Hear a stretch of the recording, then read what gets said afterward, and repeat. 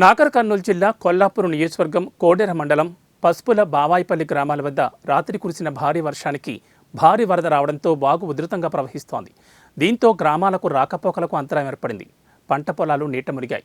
భారీ వర్షాలకు వాగులు ఉధృతంగా ప్రమాదకర స్థాయిలో ప్రవహిస్తుండటంతో అధికారులు ముందు జాగ్రత్తగా పలు గ్రామాలకు రాకపోకలు నిలిపివేశారు. బస్సులు కూడా నిలిపివేశారు. ప్రజలు అత్యవసరమైతే తప్ప బయటకు రావద్దని సూచించారు.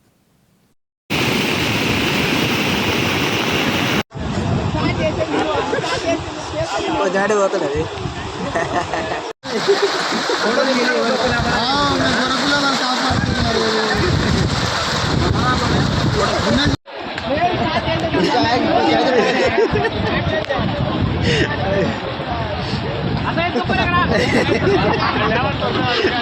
దుబారి